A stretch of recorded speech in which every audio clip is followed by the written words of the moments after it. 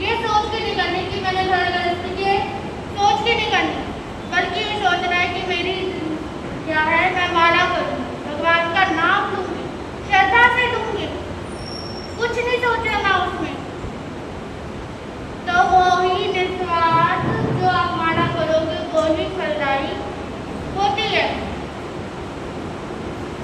एक बार भगवान महावीर स्वामी के समक्ष राजा शनिक गए।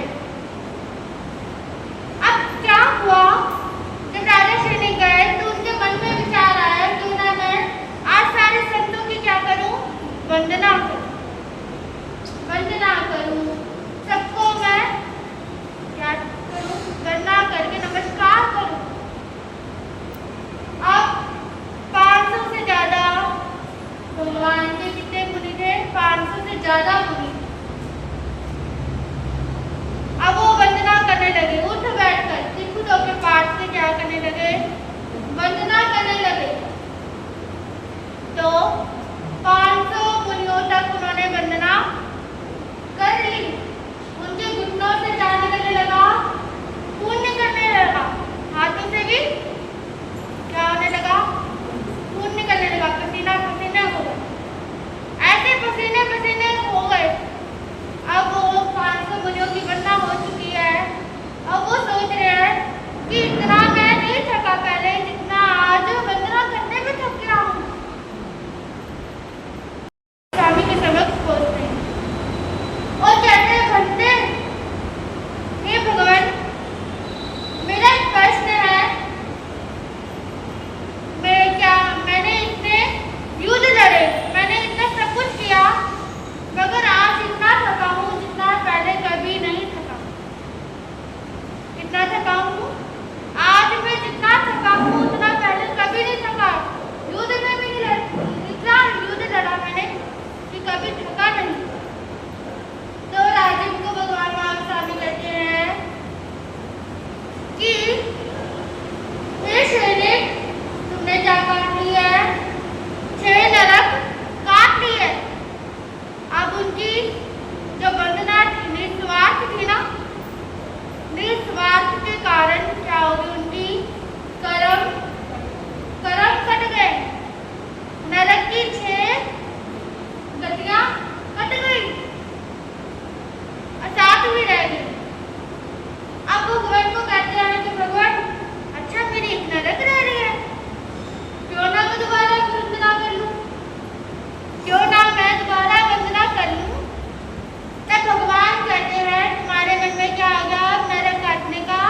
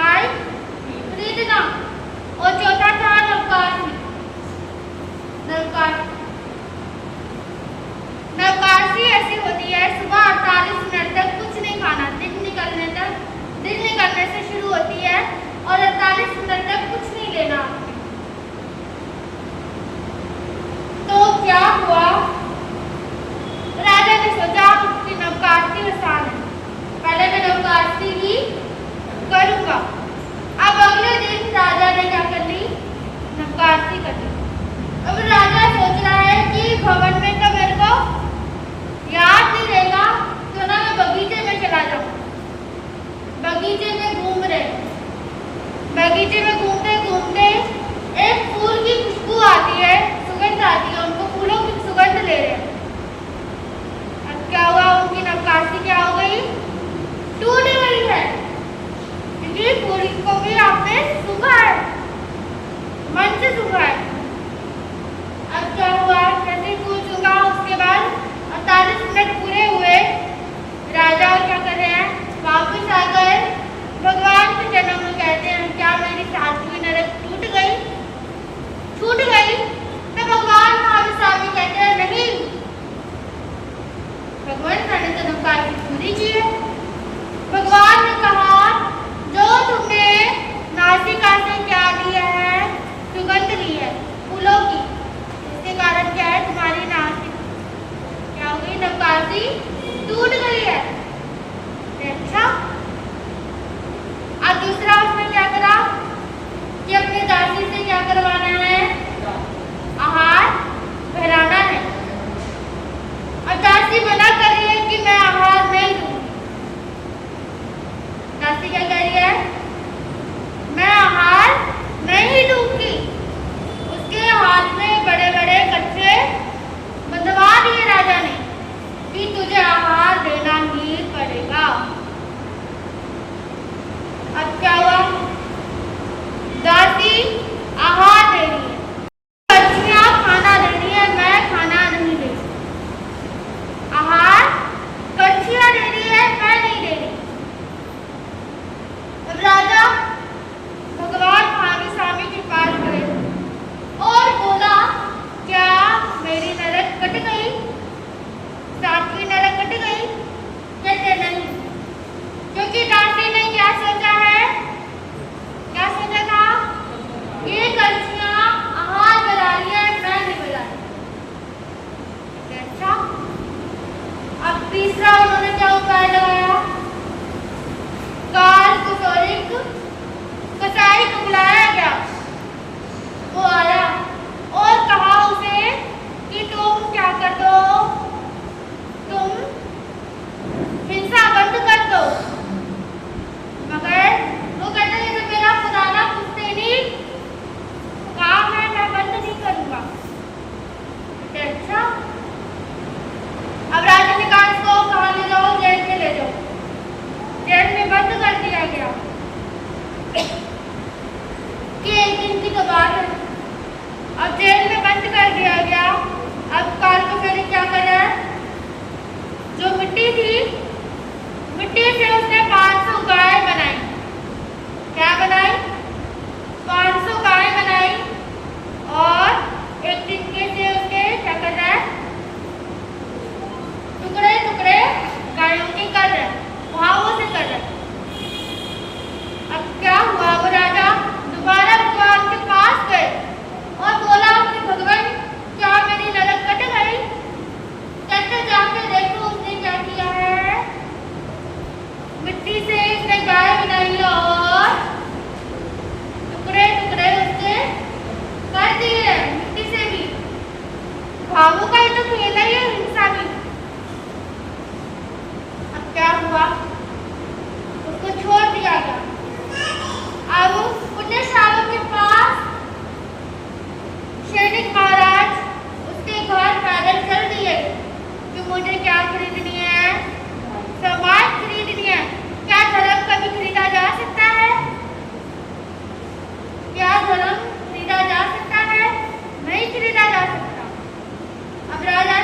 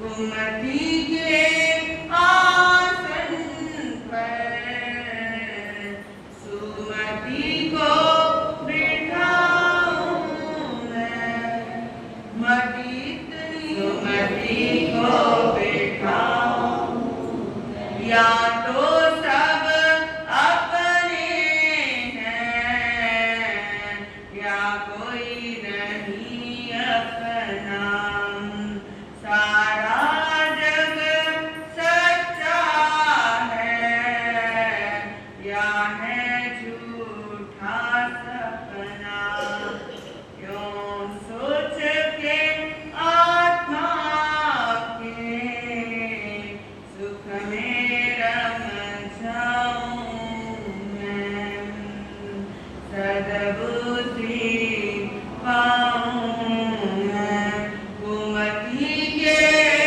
आसन पर सुमति को बिठाऊं, मेरू से भी ऊंची चिंतन को ऊंचाई दो, मेरू से भी ऊंची चिंतन को ऊंचाई, कोई झांक नहीं पाए ऐसी गहराई दो, कोई झांक नहीं पाए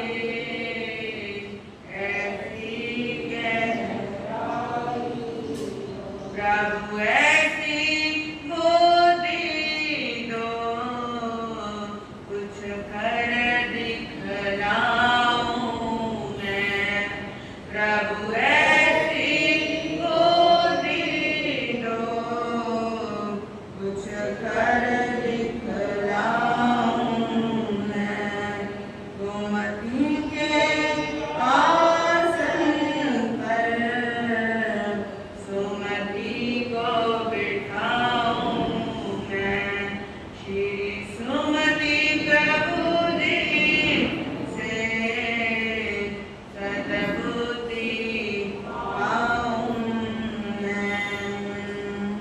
बोले श्री सुमतिनाथ भगवान। देवादिदेव शास्त्रेश महाप्रभु के पावन श्री चरणारविंदों में भाववंदन नमन स्वीकार। परम श्रद्धेय परम उपकारी आत्मज्ञानी सद्गुरुदेव पूज्य शिवाचार्य भगवान, परम श्रद्धेय परम उपकारी परम ज्ञानी पूज्य गुरुदेव श्री एवं पूज्य गुरुदेव जी के चरणों में भाववंदन। आप सभी भव्य आत्माओं की भव्यता को मेरा प्रणाम स्वीकार। गुरु कृपा से जो कुछ भी सीख पा रहे उसे कुछ देर आपके समक्ष रखने का प्रयास करें। धर्म प्रेमी बंधुओं, माताओं एवं बहनों, विषय चल रहा है कायोत्सर्ग का, भारीपन और हल्केपन का, ठंडेपन और गर्मपन का, सख्त शरीर का और मुलायम शरीर का। जिस समय आप उपसर्ग में होते हैं उस समय आपका शरीर टाइट हो जाता है, जिस समय आप उत्सर्ग की स्थिति में होते हैं उस समय आपका शरीर एकदम नरम पड़ जाता है, मांसपेशियां ढीली पड़ जाती है।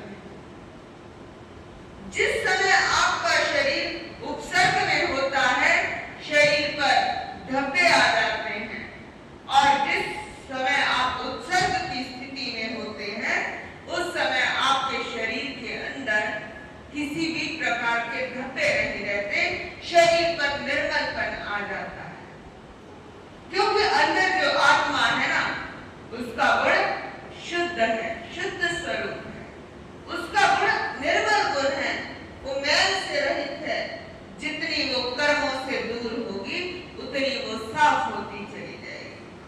आपको ख्याल होगा जब आप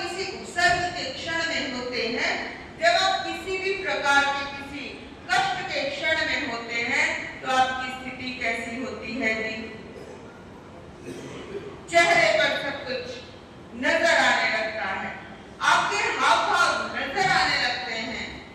कई बार आप देखते हो आपके शरीर के अंदर किसी हिस्से में अभी भारीपन हो गया, तो आपके शरीर में दर्द होने लगता है। कभी कभी शरीर के अंदर मीठी मीठी खारिश होती है, कभी कभी शरीर के अंदर गुदगुदी होने लगती है, कभी कभी आपके ही इस शरीर के अंदर दर्द होता है, और कभी कभी वो दर्द दवा और दुआ भी बन जाता है यदि आप उस क्षणों के अंतर्गत आपका उत्सर्ग करें। जब आप किसी हीलिंग सेंटर के अंदर जाते हैं, वहां पर आपकी बॉडी को हील किया जाता है। जब आप किसी रेकी विशेषज्ञ के पास जाते हैं, तो वो व्यक्ति भी कहेगा कि मैं आपको रेकी दे रही हूँ या मैं आपको हीलिंग दे रही हूँ, आप लेट जाओ और अपने शरीर को ढीला छोड़ दो। यदि बैठे हो तो भी अपने शरीर को ढीला छोड़ दो। जितना ढीला छोड़ोगे उतना आपको आनंद आएगा, क्योंकि एनर्जी भी तो आपके शरीर में रेकी के समय ब्रह्मांड से ली जाती है, हीलिंग के समय आपकी यूनिवर्स से वो ऊर्जा ली जाती है, और आप तक वो ऊर्जा का संचार करना है तो पहले आपको अपने शरीर को ढीला छोड़ना होगा। जितना ढीला छोड़ोगे उतना ही आपके शरीर के अंतर्गत खालीपन आएगा। जैसे आपकी नाभि के अंदर ऊर्जा इकट्ठी हो गई, अधिक ऊर्जा इकट्ठी हो गई, तो नाभि या ऊपर सरक जाएगी या नीचे सरक जाएगी या दाएं सरक जाएगी या बाएं सरक जाएगी। अधिक ऊर्जा, बहुत अधिक। निर्धारण और कोडी है, जिस समय ये गिरती है उस समय आपकी नाभि और छाती का जो हिस्सा होता है वो बड़ा गर्म होता है, यानी अधिक ऊर्जा इकट्ठी हो गई। अधिक ऊर्जा इकट्ठी होने से भी समस्या पैदा हो सकती है।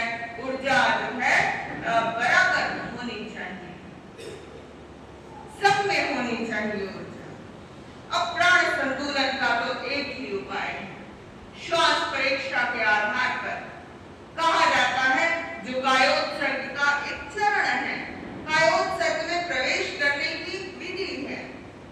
यदि आप मंदे श्वास लेते हैं, धीरे धीरे श्वास लेते हैं, जितने धीरे श्वास लेंगे और छोड़ेंगे उतना गहरा श्वास होगा। लेकिन आजकल व्यक्ति कैसे श्वास लेते हैं? इस तरीके से आपकी स्थिति ऐसी स्थिति बनती है, तो आपको कैसे श्वास लेनी चाहिए?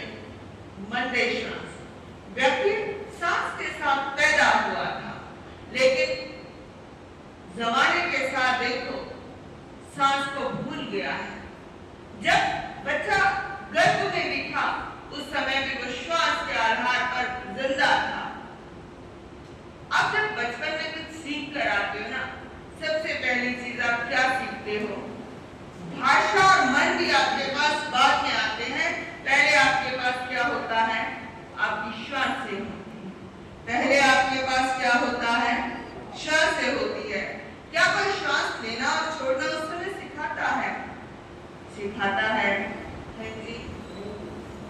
आपको कोई श्वास लेना और छोड़ना सिखाता है? किसी के प्रति आपकी भक्ति जुड़ जाती है या किसी के प्रति आपकी भावना जुड़ जाती है तो क्या होता है? आपके दिल की धड़कने के अंदर वो चीजें बजनी चालू हो जाती है। जैसे कोई संगीत बड़ा प्रिय लगता है, कोई गीत बड़ा प्रिय लगता है, वो आपकी दिल की धड़कन के साथ बजना चालू हो जाता है। तो कहने का भाव यही है कि जैसे जैसे आप डीप ब्रीथिंग करोगे ऐसे ऐसे आपका उत्सर्ग कम होता चला जाएगा और आप उत्सर्ग की हल्केपन की स्थिति में होंगे। अब डॉक्टर के पास जाते हो तो भी क्या होता है? सिर में दर्द रहता है, छाती में भारीपन रहता है, पैरों के अंदर दर्द रहता है, पैरों के अंदर भारीपन रहता है, पैर चल नहीं पाते हैं, सारा का सारा फिर भारी बनता है। आपका पेट नहीं लेता। प्लेट सामने आती है, कभी मन में ख्याल आता है कि भाई हम तब करें। शरीर इतना भारी भरकम होता जा रहा है, पेट इतना भारी भरकम होता जा रहा है, व्यक्ति अपना स्वयं का वजन भी उठा नहीं सकता है। और आपकी क्या स्थिति होती है जी? फिर भी भाई खाना नहीं छोड़ता। कहीं कोई फ्री का चल रहा हो ना, और मतलब व्यक्ति की ऐसी स्थिति है कि भाई ये भी आ जाए, वो भी आ जाए। कभी किसी विवाह में जाते हो, कभी अपने पेट की ओर ख्याल किया कि भाई इसको बचाएंगे कैसे? आपका पेट जो है आपके जीवन का एक अंग है। इससे आपकी नाभि जुड़ी होती है। नाभि के साथ बच्चा जन्म के साथ जुड़ा होता है। नाद से ही उसका मां के साथ जबरदस्त कनेक्शन होता है। प्राण संतुलन का तो एक ही उपाय है। शरीर के अंदर हल्कापन लाना है तो आपको मंदी श्वास लेनी पड़ेगी, आपको श्वास को देखना पड़ेगा। अब लोग कहते हैं ये भी कोई विधि है, श्वास को देखते जाओ और आपका ध्यान सज जाएगा। नहीं, ये बहुत गहरी विधि है। विपश्यना महात्मा बुद्ध ने शांति का संचार केवल और केवल विपश्यना के आधार पर किया, आनापान सति योग के आधार पर किया। आपका जो शरीर है वो भी फिट रह पाएगा अगर आपकी श्वास की रफ्तार तेज नहीं है। आपकी जो श्वास की रफ्तार है बड़ी नॉर्मल है तो क्या होगा? आप गुड हेल्थ की ओर बढ़ेंगे। और जैसे जैसे आपकी श्वास की रफ्तार बढ़ती जाती है, कभी कभी ऐसा लगता है कि भाई नाक से आपको सांस ही नहीं आ रही है। कायोत्सर्ग करते करते आपका श्वास अपने आप मंदा हो जाएगा। जब आप श्वास को आती जाती सांस को आंख बंद करके लगातार केवल थोड़ी देर के लिए देखते हैं, 1 मिनट के लिए भी यदि देखते हैं, तो आप बहुत श्वास की जो रफ्तार है थोड़ी ही देर के अंदर मंदी हो जाती है। कायोत्सर्ग से पूर्व श्वास की संख्या अगर आप मेजर करें, यदि मापो, तो उस समय जो आपकी श्वास की संख्या होती है वो अधिक होती है 1 मिनट में, लेकिन धीरे धीरे वो जो श्वास की संख्या है वो धीरे धीरे कम होती जाती है। श्वास मंदी होगी तो आपके प्राण संतुलित होंगे और आप कायोत्सर्ग की अवस्था में जाएंगे। अनिद्रा और कायोत्सर्ग का बड़ा रिलेशन है। जब आप अनिद्रा की स्थिति में होते हैं तो आप उपसर्ग की स्थिति में होते हैं। उपसर्ग यानी कष्ट, भारीपन। जिस समय आप अधिक कष्ट के अंदर होते हैं उस समय कैसी स्थिति होती है? नींद आती है या नहीं आती? और जिस समय आप उत्सर्ग की स्थिति में होते हैं उस समय नींद आती है। जिस समय शरीर हल्कापन महसूस करता है उस समय नींद आती है। भारीपन में कभी नींद नहीं आती। जब कभी आंखें बहुत भारी, कई बार व्यक्ति सोचता है कि मैं कोई मिट्टी का पैक लगा लूं, या व्यक्ति सोचता है कि मैं क्या कर लूं जी, गीला कपड़ा लगा लूं, बर्फ लगा लूं, तो उसे शांति सी पड़ती है, हल्कापन सा महसूस होता है क्योंकि ऊपर कुछ भारीपन हुआ है। भारीपन के ऊपर ऑलरेडी कोई भारीपन होता है। चिंता के ऊपर यदि कोई और चिंता आती है, गहरी चिंता, तो व्यक्ति पहली चिंता से निकल जाता है। ये विज्ञान है, ये जीवन का विज्ञान है। कायोत्सर्ग से इतना भी कहा गया है कि व्यक्ति किसी भी प्रकार की मानसिक परेशानी से परेशान हो, यदि वो कायोत्सर्ग करता रहता है तो उसका जो मानसिक घेराव होता है ना, मानसिक परिधि के अंदर, मानसिक तनाव की परिधि के अंदर वो घूमता रहता है, तो उस समय वो बड़ी चिंता से थोड़ी मुक्ति पाता है। हार्ट की बीमारी ठीक हो जाती है, किडनी की बीमारी ठीक हो जाती है, लीवर की बीमारी तक ठीक हो जाती है और थकान तो थोड़ी ही देर के अंदर ठीक हो जाता है। खिंचाव और शिथिलीकरण, जैसे हठ योग सनातन परंपरा के अंदर क्लासिकल हठ योग है, एक नॉर्मल हठ योग है। अगर आप अपने शरीर को टाइट करके रखो, जरा एक बार अपनी मुट्ठी बंद करके देखो, एकदम कस के बंद करो, एकदम कस के, जितना आप दम लगा सकते हैं कस के बंद करो। थोड़ी देर के बाद तो आखिर आपको इस मुट्ठी को खोलना ही पड़ेगा, और जैसे ही आप खोलते हैं तो आपको दर्द से ऐसा लगता है कि राहत मिलती है। तब ज्ञानी जन फरमा रहे हैं, केवल खिंचाव नहीं देना, केवल ढीला भी नहीं छोड़ना, शिथिलीकरण भी जरूरी है। जब कोई एक्सरसाइज कराई जाती है किसी योगा थेरेपिस्ट के द्वारा, तो एक्सरसाइज में क्या होता है, थोड़ी देर के लिए आप शव आसन में लेट जाइए, थोड़ी देर के लिए आप किसी भी सुख आसन के अंदर बैठ जाइए, तो तुरंत आपकी क्या होती है, मांसपेशियां जो खिंचाव की ओर थी वो शिथिलीकरण की ओर बढ़ जाती हैं।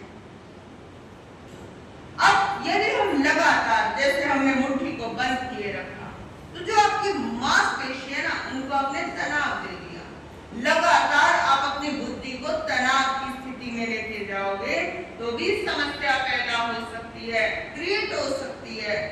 तो आपको थोड़ी देर के लिए क्या है, ढीला छोड़ना है। अपनी बुद्धि को भी ढीला छोड़ो, अपने एक अंग को भी ढीला छोड़ो। जैसे कई व्यक्तियों के शरीर के किसी अवयवों पर, किसी अंगों पर बड़ा दर्द होता है, वेदना होती है, थोड़ी देर के लिए उन्हें कहा जाए कि बस तुम इन्हें ढीला छोड़ दो। जैसे ही तुम ढीला छोड़ोगे तुम सुख को प्राप्त कर सकोगे और तुम आनंद को प्राप्त कर सकोगे। जैसे कुछ आसन है, उसके बाद उसका विपरीत आसन कराया जाता है, उल्टा आसन कराया जाता है, और उसी के अंतराल में जैसे भुजंग आसन करवाया, भुजंग आसन के 3 कोष हैं, 3 कोष के बीच बीच अंतराल के अंदर कहा जाता है कि भाई थोड़ी देर के लिए शांत हो जाओ, थोड़ी देर के लिए रिलैक्स हो जाओ। एक एक्सरसाइज के बाद दूसरी एक्सरसाइज के बीच में गैप होता है। जैसे आप श्वास ले रहे हो और छोड़ रहे हो, अगली श्वास लेने के अंदर थोड़ा सा गैप होता है। यदि आप अगली श्वास को लगातार आप ले लेते हो तो भी समस्या पैदा होगी। जो अंदर डिटॉक्सिफिकेशन, अंदर सफाई होनी है आंतों के अंदर, आपके शरीर के अंदर, वो सफाई नहीं हो पाएगी यदि गैप नहीं होगा, क्योंकि वैक्यूम क्रिएट करना बड़ा जरूरी है। जैसे पानी को कहा जाता है कि एकदम नहीं पीना चाहिए, लोग क्या करते हैं, पानी का गिलास भरा और गिलास भरने के साथ इस तरीके से लगातार उन्होंने पी लिया। पीने के बाद क्या होगा, उनको नेक के अंदर पेन रहना कुछ टाइम के बाद स्टार्ट हो जाएगा। तो पानी कैसे पीना है, धीरे धीरे पीना है। हम चलते फिरते भी कायोत्सर्ग कर सकते हैं, उठते बैठते हुए भी कायोत्सर्ग कर सकते हैं।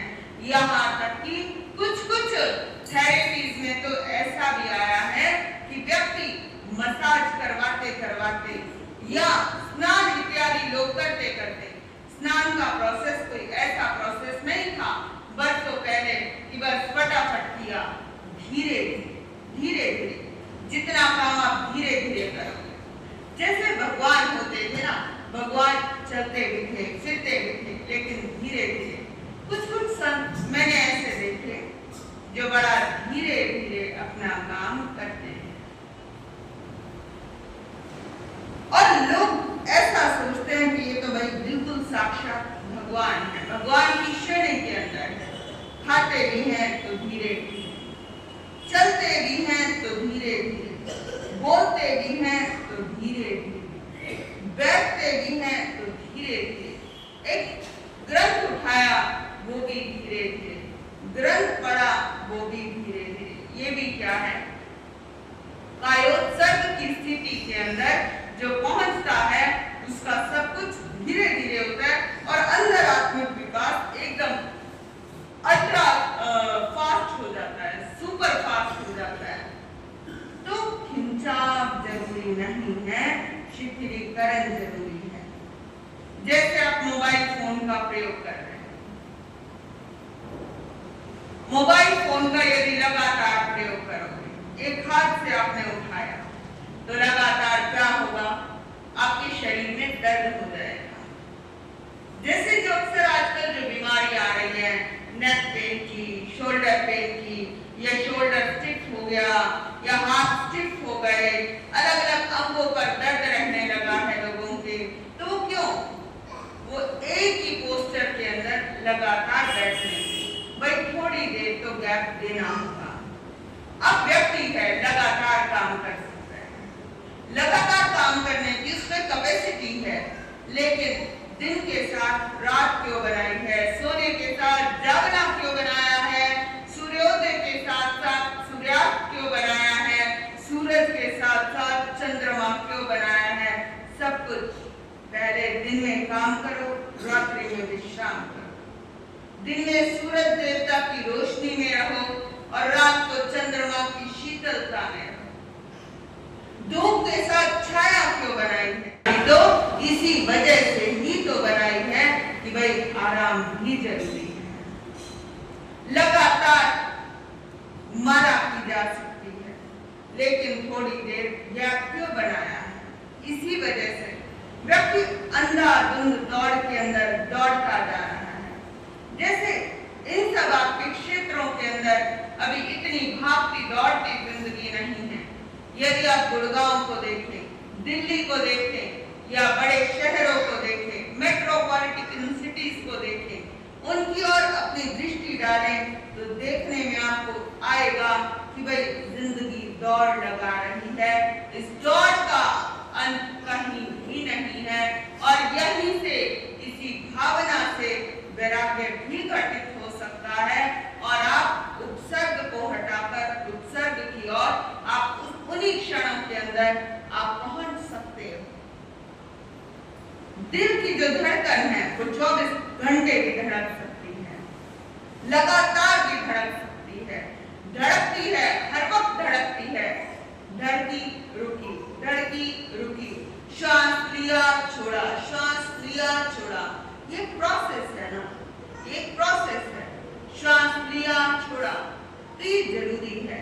भोजन किया, भोजन निकाला, भोजन किया, भोजन निकाला, पानी पिया, मूत्र के द्वारा विसर्जन किया, तो ये बड़ा इंपॉर्टेंट है। अगर आप खोपड़ी के अंदर लगातार कुछ डाल रहे हैं, खोपड़ी के अंदर से कुछ निकल पा रहा है? नहीं निकल पा रहा। वो केवल और केवल ध्यान, कायोत्सर्ग, भगवान की साधना पद्धति से ही आपको मिल सकती है वो साधना, अन्यथा नहीं मिल सकती। अब एक वाटर टैंक है, पानी का टैंक है, लगातार मोटर चली है, पानी डलता जा रहा है, डलता जा रहा है, लेकिन धीरे धीरे वो क्या है, निकलता जा रहा है। अगर आप टैंक बंद नहीं करोगे तो आपकी बुद्धि के अंदर तो कोई ऐसा रास्ता ही नहीं है निकलने का।